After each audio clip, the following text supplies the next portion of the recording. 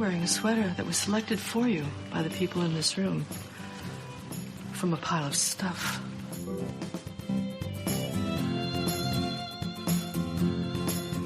Give me a full ballerina skirt and a hint of saloon, and I'm on board.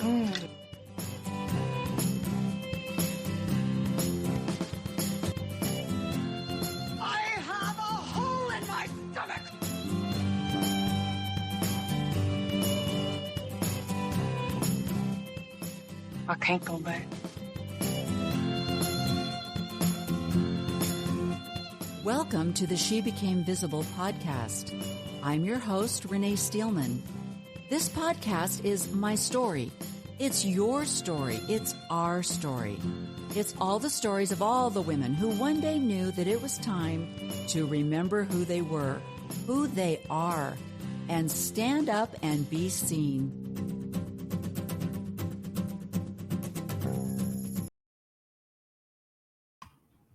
Hello. Happy Monday. I'm a little bit late. I am not recording at the previously broadcast time, but I am a loner today. I'm just doing a quick little live broadcast just to talk a little bit about some of the things that are going on in the Mormon world and some of my opinions. Now, how many of you are obsessed with the Lori Vallow Daybell trial? I am. I will be the first to admit it. I am listening as much as I possibly can. I'm starting to understand that I can probably listen to the recaps from the East Idaho News and then not have to listen to the full day of deliberations and testimonies that are being given on the stand.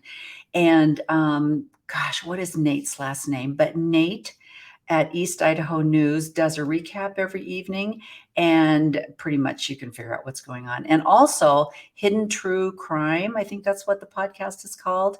Lori and her husband, Dr. John, do a fabulous recap. And so that is saving me hours of me not having to listen.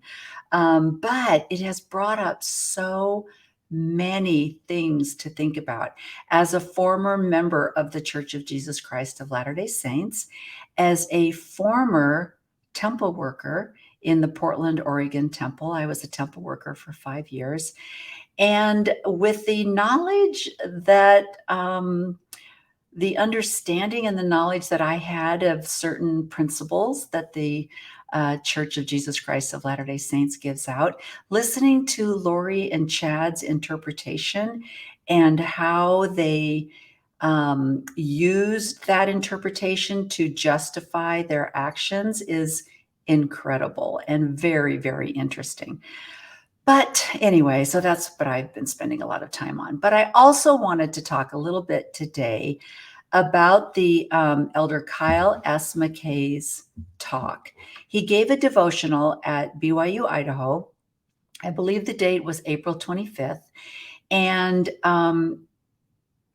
it's interesting. As a former believer, but I hate to say that because I was a former believer, but I also questioned in my soul and certain things that I would hear, and I would think to myself, that sounds a little off, but oh well. But oh well is the answer to every time you had any kind of doubt, right? Because Elder McKay's talk was very specifically about doubts. It was another version of a stay in the boat, doubt your doubts type of talk. And I love you guys, I love referencing other podcasts that I listen to because there are so many wonderful podcasts out there. And I don't mind sharing their names and encouraging you all to go and listen to them because they all have something else to offer.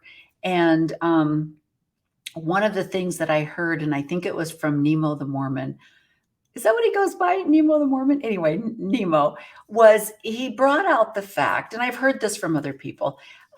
He brought out the fact that Elder McKay is a lawyer by trade and by training. And the purpose of a lawyer is to represent their client. Even listening to the Lori Daybell Vallow trial, you have one group of lawyers that have been assigned to defend Lori Daybell. You have another group of lawyers that were hired to prosecute Lori Daybell. And so they each have their jobs. It does not matter what their confirmation bias is. They have been given a job, and their job is to either defend or prosecute someone for a crime of some kind. So the fact that we have an historian in a position of being in charge of the history, almost 200 years of history for the Church of Jesus Christ of Latter-day Saints, but has no historical background, has no historical training, but literally is a lawyer. Therefore, he has been hired, and they do receive a salary, so I have no problem saying hired. He has been hired to defend his client, and the client is the Church of Jesus Christ of Latter-day Saints. And what Nemo pointed out is that with this latest talk that was just given on April 25th, so not that long ago, and happy May Day, by the way, this talk was basically, it's almost like they've thrown out the white flag. They've given up trying to apologize or defend the church's history. So now what they've done is they've just decided to just tell you that even if the history is true, you should ignore it. And you should, it doesn't even matter if you believe it. If you have faith in the church, the history should mean nothing to you. Now, I'm going to try and show you some clips. Now, I am starting to learn. I am forcing myself to start to learn how to use all this technology, but I'm not very good at it yet. So I'm going to just kind of fall back on sharing my screen, and we'll see how that works. But I just want to remind you of a couple of things before we get started. First of all, I remember when I was a believing member of the church and someone would say something about the church being a cult. And I remember thinking, that's absurd. That doesn't even make sense. I didn't even think about it or even weigh in on that idea until I started to see the indoctrination and the manipulation of information, that I started to look at the church as having a lot of cult-like actions. And so it's, the word cult, of course, has a very nefarious meaning to it, and it does automatically kind of rile people up. But if you just listen to traits of cults, you can see similarities, okay? So no one is assigning us uniforms yet. We haven't been asked to do some kind of a 17 million people suicide pact yet. But hey, there's time. I mean, you never know. But I just want to remind you that cults are known for their ability to indoctrinate individuals into their belief system. That's one of the things that makes a group or an organization kind of have a cultish, kind of air to it. The process of indoctrination typically involves several stages. And you can kind of see that in the stages that the church is going through right now, where they started out with the gospel topics essays, trying to inform members or give excuses or apologize for past church history and give a very whitewashed version of the history. So they started out with that. They soon found out that the gospel topics essays were not answering people's questions, not satisfying their curiosity and building faith, but rather actually causing people who went to the LDS.org or however you find it now and looked for gospel, and they started reading the gospel topics essays. And once they did, that was actually the switch. That was actually the, oh my gosh, this is all lies. And so now they're trying to figure out, oh, dang, the gospel topics essays didn't work. So now we'll just start saying that, look, even if you read historical truths, do you have faith? I mean, do you have faith in the system? So that's kind of the new thing. The first stage of any kind of cult activity trying to bring you into their organization is love bombing. And I think as members of the church, I don't think we looked at ourselves as love bombing. It was called something else. It was called fellowshipping. And but it's a way of getting members to, join the cult through affection and attention. If you're watching the Lori Vallow case, you can see where Chad used this when he would give blessings to both Alex and his soon-to-be wife. He would tell them how great they were, how the different gifts that they had. And so that's very common in the church, telling people how, special they are.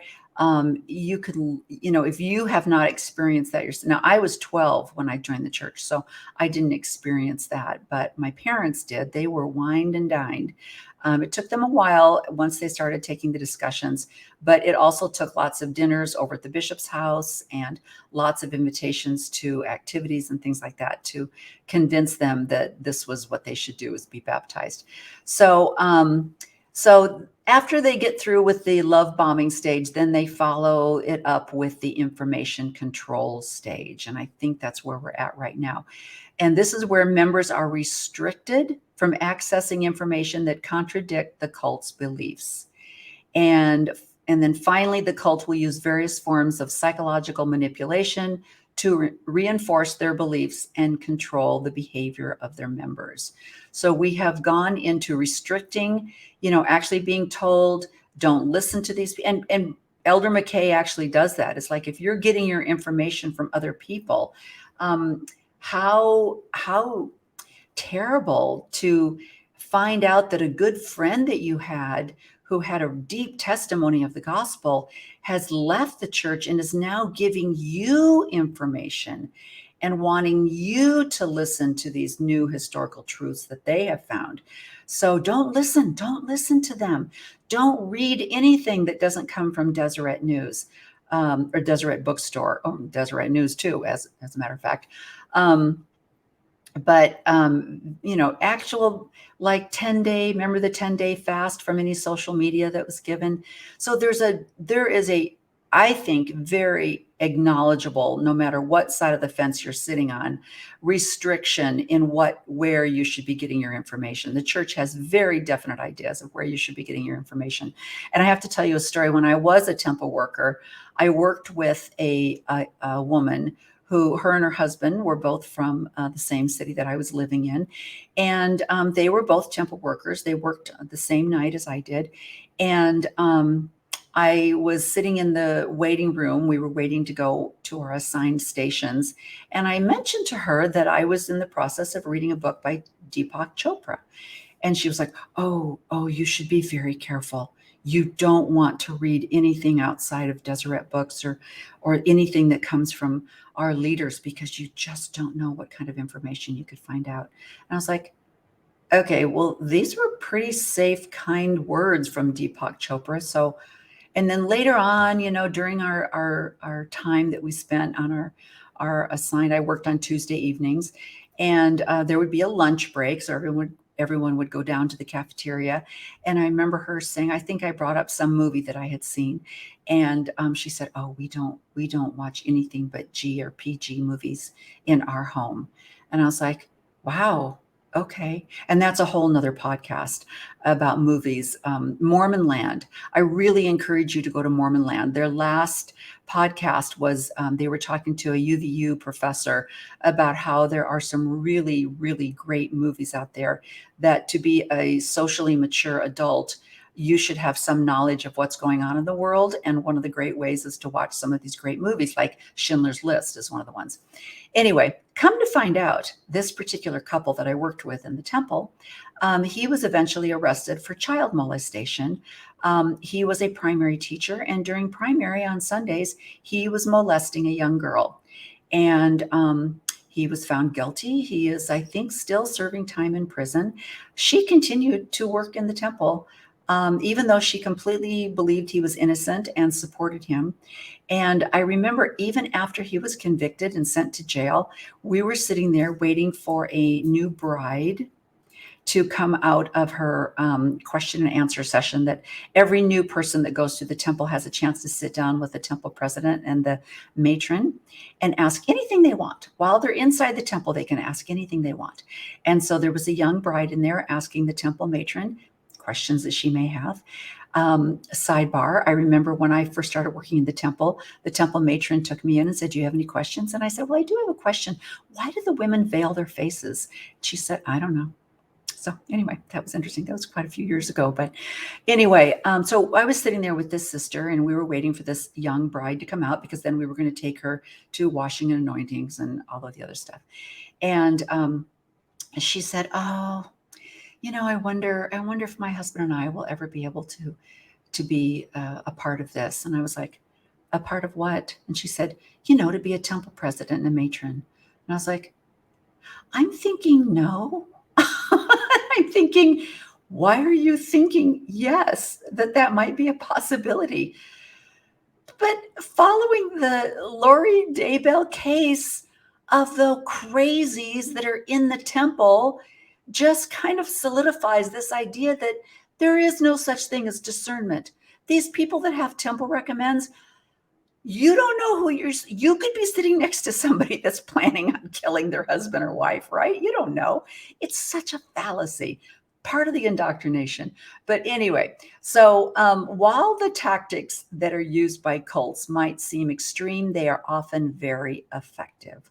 Obviously, the combination of love bombing, information control, and psychological manipulation can create a powerful bond between the cult and its members. And I see that.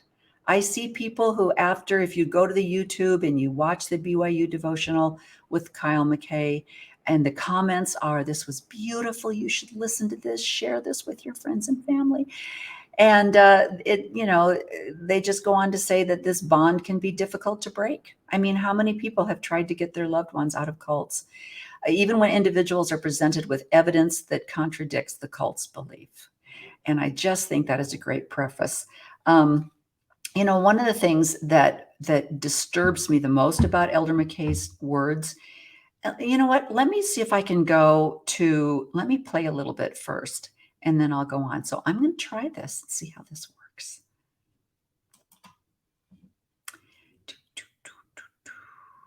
Let's see if we can figure this out. Okay. We are going to go with, here we are. Okay. All right, here we are.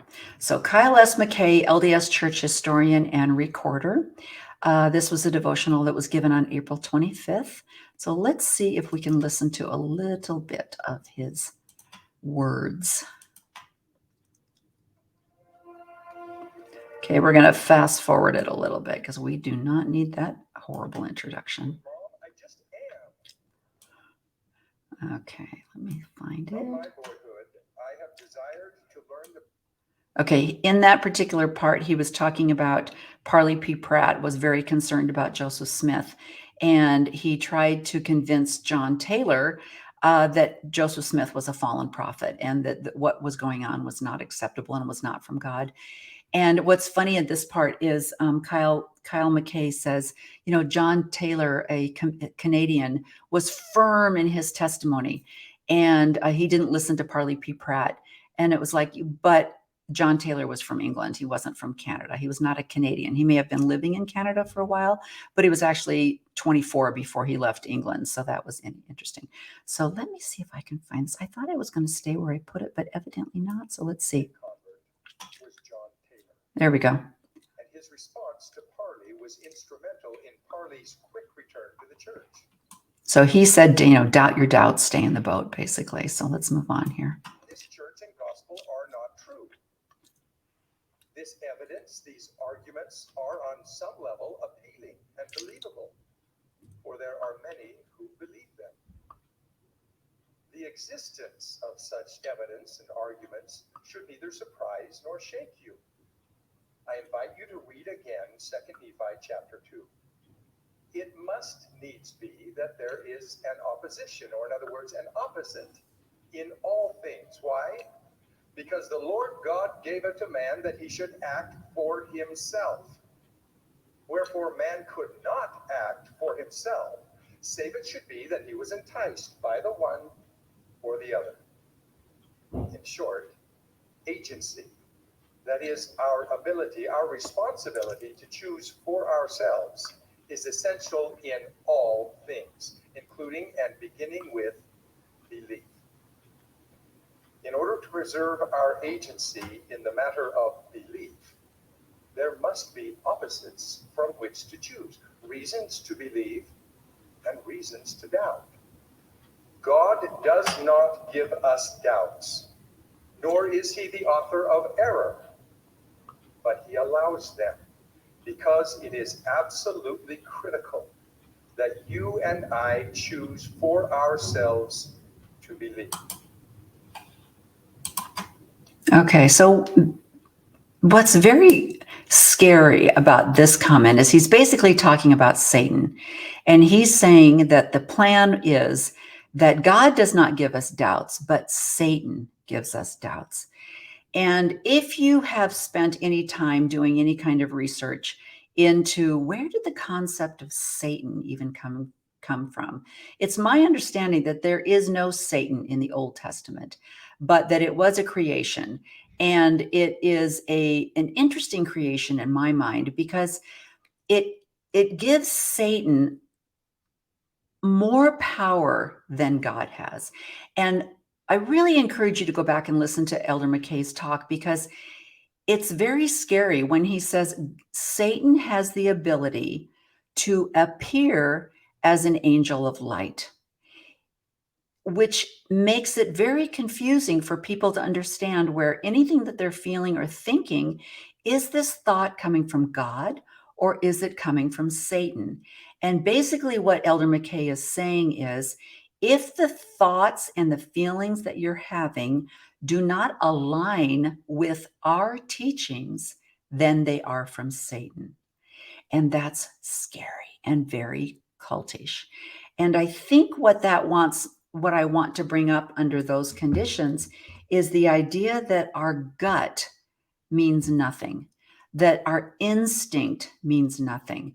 And it's been very interestingly studied that they are now finding that it isn't just the brain that controls, that often it is the stomach that will give the brain an indication that there's something up and that we should react to it. And so there's a wonderful article, and it says, when we are experiencing a feeling of fear in our stomach or the hairs on the back of our neck are standing up, we shouldn't stay where we are. Instead, leave the area and then try to figure out what is going on, even if you can't explain it. Remember, the feeling that something is wrong is a gut instinct. And the time we try to figure out whether it is a valid feeling or not could jeopardize our safety. The adage, better safe than sorry, certainly applies here. And when I say that I was a believing member, but my gut would tell me things, like, for example, I remember it's been over 4 years ago talking with Dr. Julie Hanks. Actually, I love her. And I was saying that, I stopped reading the Doctrine and Covenants years ago because my gut told me something's up. I could feel as I read these revelations that just happened to appear magically, very specifically for specific individuals, that they always seemed to bless the life of Joseph Smith. They were always some revelation that encouraged them to give him money, build him a house, let him borrow their horse and cart, mortgage their farm, go bankrupt and get divorced because you need to support the Book of Mormon. Of course, I'm talking about Martin Harris. All of these things, they were always beneficial to Joseph Smith. which I suppose if you were believing, you would say, well, that was beneficial to the church, but it ruined people's lives. And I also noticed that Joseph Smith had a way of always having revelations for people that had money and people who could serve his interest very well. So I just had a gut instinct that something was off. So I didn't have any other knowledge besides my gut instinct. So I just said, I'm not going to read this anymore. Something's off here. So it goes on. Number 2, you choose to trust someone even when your gut instincts are telling you to question them. Just because someone has a title or an advanced degree doesn't mean they have earned our trust. We tend to take someone's word on something if they have the right credentials, even when our gut instincts suggest we question them. Think about a doctor's visit. We go in because something is wrong and we're told we're healthy. We leave feeling as if something is not quite right, but we put our faith in what the doctor has told us. It's important that we continue to question our gut instincts until the right answers appear. And this, I don't know if I'm going to be able to find this, but this goes to the basic overall message that Elder McKay is giving, which is even if what we're telling you is, or even if the church history is true, you should still believe what we're telling you. And it brings me to, let me see if I can find this one. Let me see if I can get out of my way. Okay, let me see if I can find this. I love this little little thing here. This is a quote that was, okay, let's go down here. Okay, I love this quote. Stupidity is also a gift of God, but one mustn't misuse it. This is a quote from Pope John Paul II, and I thought that was interesting. Stupidity is also a gift of God, but one mustn't misuse it. I thought that was really good. But mainly, basically, what he is, Kyle is saying, is that let me actually see if I can read it here. He says, answers from God in response to earnest inquiries come by the power of the Holy Ghost, speaking to your mind and to your heart, your spiritual sense of learning. Trying to understand the things of God by some way other than the Spirit of God is like trying to understand the flavor of food by listening to it. You're using the wrong sense, Elder McKay said. Become acquainted with and fluent in the language of the Spirit, he urged. The light and knowledge needed to make one's foundation sure and certain will come over time and in increments. I promise you that these increments will aggregate into a witness of Jesus Christ and his gospel that will be sure and certain, even as reasons to doubt continue to swirl and hiss about you daily. Having perplexing questions from reasons to doubt is not a problem, Elder McKay said, but please understand, finding answers to these perplexing questions ultimately is not the solution. The solution is a sure and certain foundation whereon if you build, you cannot fail. That foundation is Jesus Christ and his gospel, the fullness of which is found and taught in this church. And I thought that was interesting. So basically what he's saying is that even if you find answers to your questions, or if you have doubts and you research it and you find out that your doubts are validated, no, that is not from the Spirit of the Lord. That is not from building a foundation of faith. And it brings me to the interesting thing that I thought, all right, let's break down Christianity. I know that members of the Church of Jesus Christ believe that they have the only true faith. But what Elder McKay is asking us to do is to disregard our gut feelings, disregard the doubts that we have, and just go along with what they're saying. And I want to ask them, well, it's like, okay, Jehovah Witnesses believe that a human must not sustain his life with another creature's blood. And they recognize no distinction between taking blood into the mouth and taking it into the blood vessels. It is their deep-seated religious conviction that Jehovah will turn his back on anyone who receives blood. And they take this from quotes out of the Bible from Genesis 9:4, Leviticus 17:10, and Acts 15:29, which prohibit ingesting blood, and that Christians should therefore not accept blood transfusions or donate or store their own blood for transfusions. And specifically, their beliefs include blood represents life and is sacred to God. So those who are members of the Jehovah's Witnesses religion, and they adhere to all of their principles, believe that in spite of how they may doubt that a blood transfusion might save their life, if they are true believers in God and their beliefs, they will not have a transfusion. Now, personally, this is my story. I received a blood transfusion at birth. The reason that I am here is because of a blood transfusion. I was born what they call an RH baby, which means that my dad had B positive or B negative. My mom had O positive.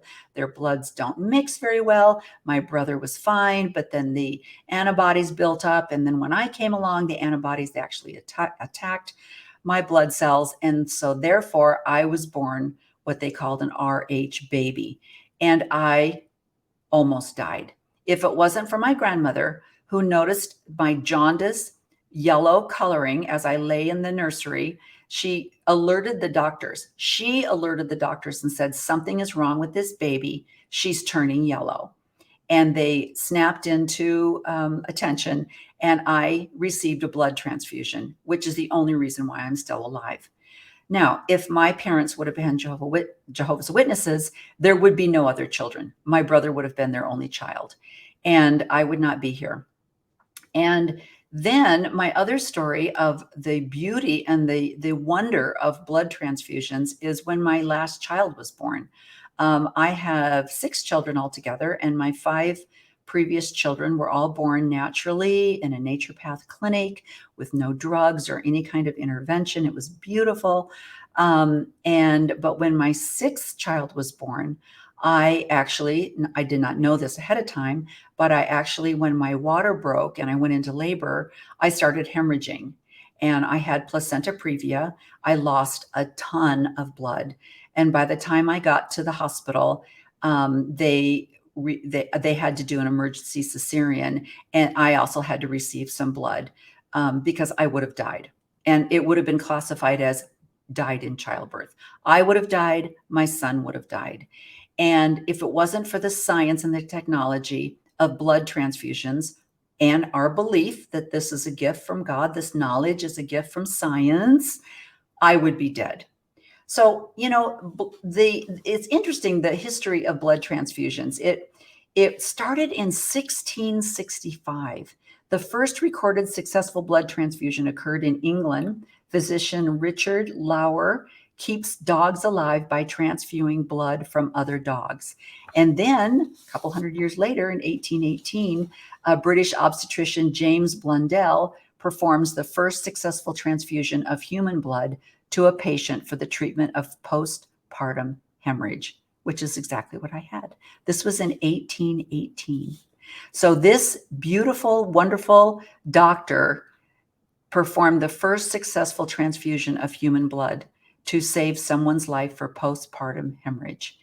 And so I just think, what if one of our prophets, seers, and revelators decided on a whim that, you know what, I don't think I believe in blood transfusions. I don't know. I mean, it just, I was reading Genesis and Leviticus and Acts, and it says we shouldn't take in blood. So since I'm the new prophet, I've just decided that we're not going to do blood transfusions anymore.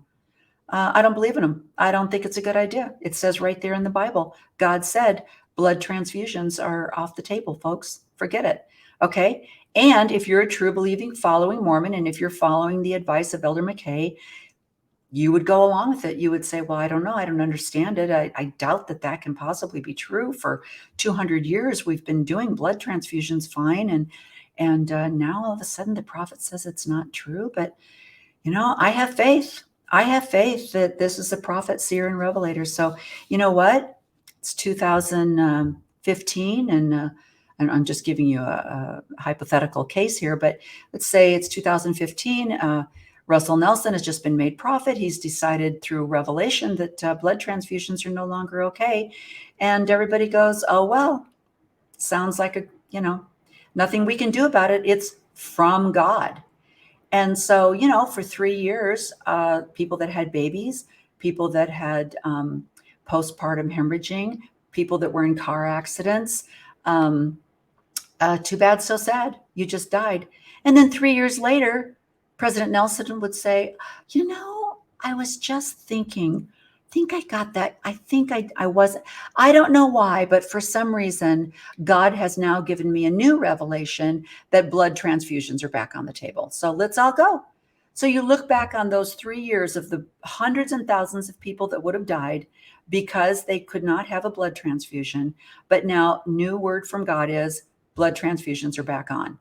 We're all for those now, which is exactly what happened with President Nelson when he put down the baptism revelation on baptizing children that had LGBTQ plus parents. And then 3 years later, he went, never mind. It was, I don't know. God said he didn't know what he was thinking. He changed his mind. But the people that were hurt in those 3 years, it's extraordinary. And the same thing with the priesthood ban. For 150 years, people's lives were faithful, wonderful, devoted members of the church continued to attend, even though they weren't allowed to go to the temple. They were taught that if they weren't in the temple, they weren't sealed as a family, they would not be together for time and all eternity, but they still continued to go. And then 150 years ago, they went, I don't know what we were thinking, but God, he didn't think it was time for you guys to have an eternal family. Now it's okay. It's fine. Go ahead. So this is the problem. It's not over. There are so many things that are coming up. The fact that I am no longer a member of the church, but my husband is still a believing member. We have children that were born under the covenant. Will we be together as a celestial family? Will he be with his new wives? Polygamy is still alive and kicking in the new world, in the next world. So is he going to just take on other wives, and all of my children that I raised are going to be given to some other family and they're all going to live in a commune? I don't know. No one knows. They can't even explain it themselves. But, now they're saying, no, we never taught you that you would have your own world and you would be the God, and then you would have multiple wives that would produce spirit babies, and then those babies would come to earth and take over the physical body. We never told you that. Where did you get that? So they're doing that whole gaslighting thing. So this entire talk by Elder McKay is one big fat gaslighting session. Let me see if I can find the other few closing words that he has that he so beautifully shared with us. Let me try one more time, see if I can get this to work. All right. Now let's see what we got going on here. I think I probably have learned already that it's not where I thought I was stopping it, but I'm going to move it up here. Brace yourself. It is possible, even likely, that you have said or done something that has become someone else's reason to doubt.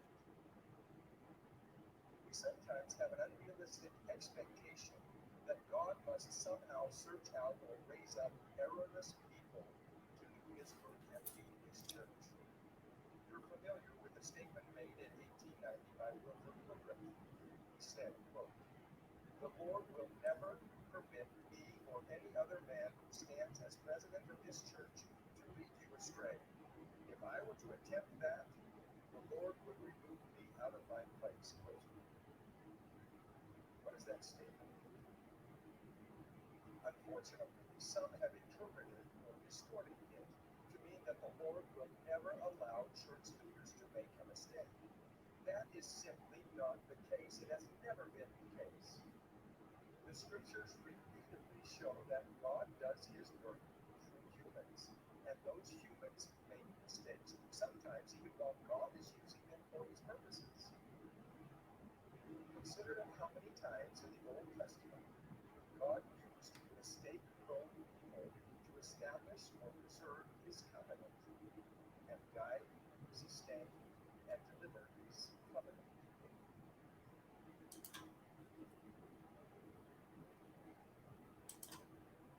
Okay. First of all, there's a difference between human error and actual thought and covenants and doctrine and policies that are put into place that have been given a lot of time, a lot of contact with groups and communities, and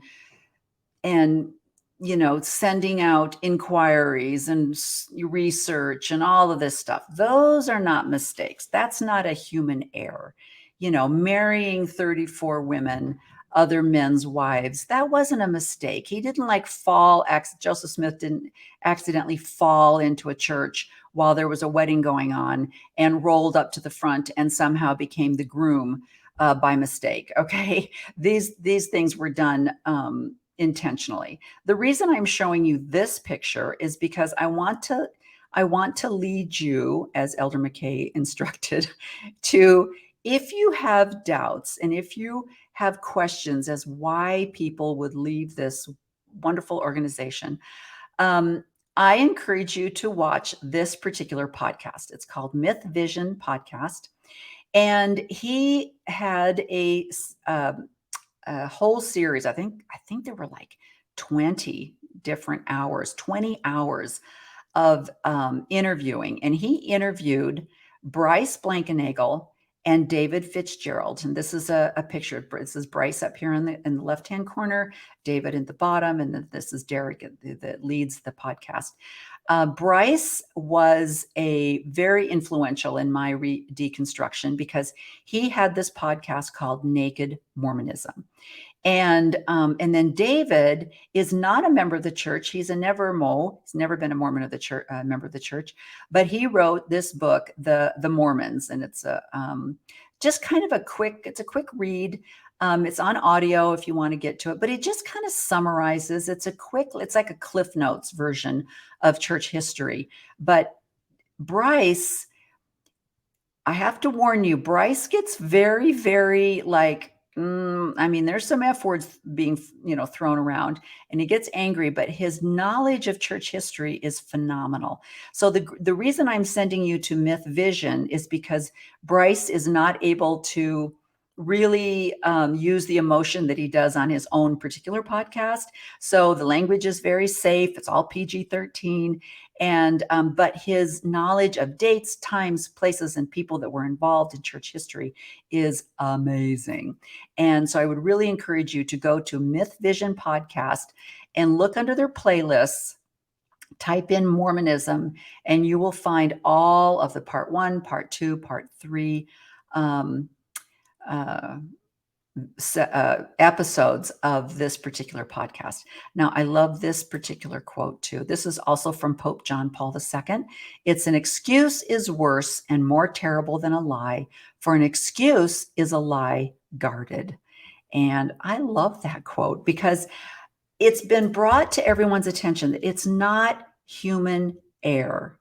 It's not people saying, oh my gosh, God came down and told me that Adam-on-Diamond was the new Zion, that we should all gather in Jackson County, Missouri, that Jesus was born, Adam and Eve, the Garden of Eden, everything was in Missouri. It's not finding out that that's probably not true and that the church doesn't even believe that anymore. It's not the errors that have made people leave the church. It's the lies. It's the cover-up. It's like Watergate. The cover-up was worse than the lie. And I have to tell you, when I first heard, and this seems very simplistic, and you may think I'm naive to do this, but the first thing that made me go, what, was when I found out about the rock in the hat. And that led me down the rabbit hole, because if you lied about that, then what else are you lying about? It's not the history. It was the lying about the history, the cover-up, and the whitewashing of history. When Elder Cook, a couple of years ago in conference, said that Joseph Smith was in the jail because Missouri was a slave state and Mormons didn't believe in slavery, that's a lie. It's not the truth. And, as other people have pointed out in their podcasts, It's the fact that if you are a normal human who makes mistakes, the way to have people accept you and love you in spite of your mistakes is to acknowledge your mistakes. It's to apologize for your mistakes. And that's the problem. There's never an apology. I live in Arizona. The Supreme Court just passed the law that the church still has the ability to not call the police if someone comes in and says, "Oh, by the way, I'm sexually abusing my children." The church is not required to call the police. So the little girl that just received the church also just settled a suit because the mother had gone to the bishops and the other stake presidents and people and asked them to please help her because her husband was abusing this child and they didn't do anything. And they said, don't, you will bring shame and guilt on your family. Don't call the police. And it wasn't until the girl told her basketball coach that her father was abusing her. The basketball coach spent no time, immediately called the police, and he was arrested and convicted of child abuse. The church did nothing. It's the cover up. It's the lying.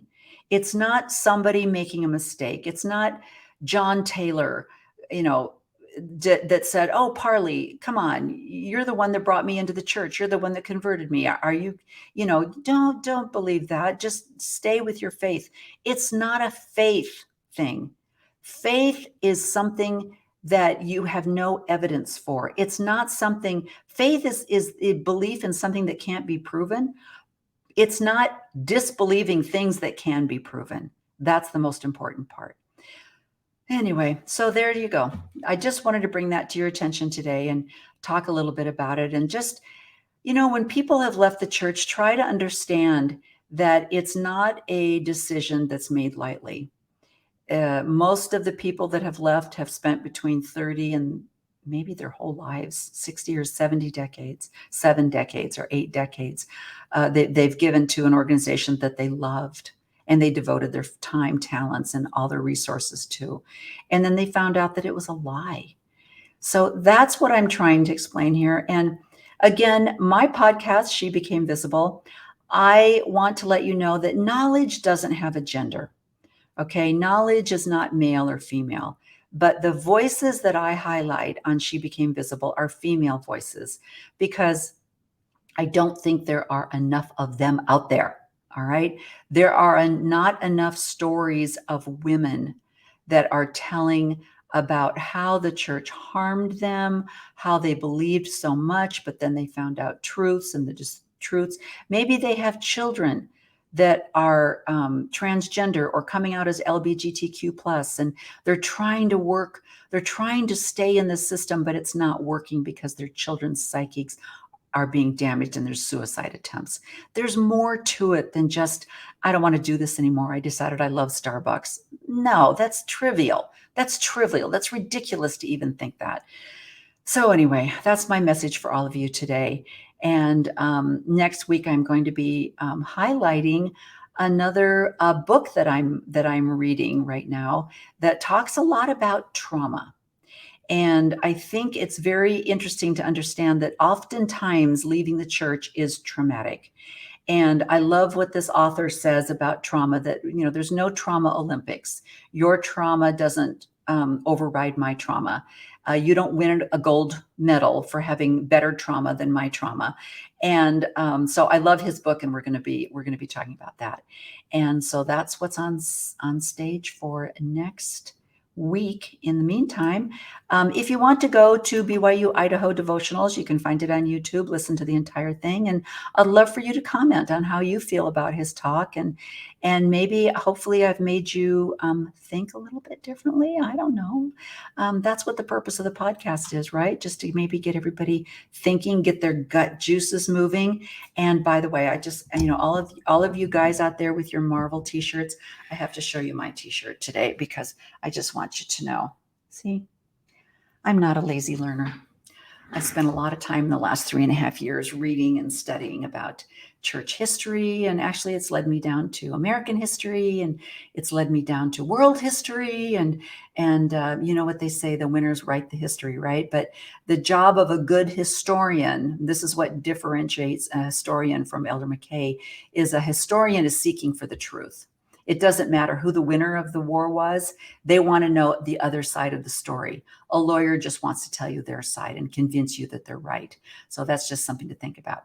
All right. Have a great week. We will see you next week on She Became Visible. Please subscribe and like and share with all of your sisters out there. I encourage anyone to contact me that has a story. I'd love to hear it. But and you can donate.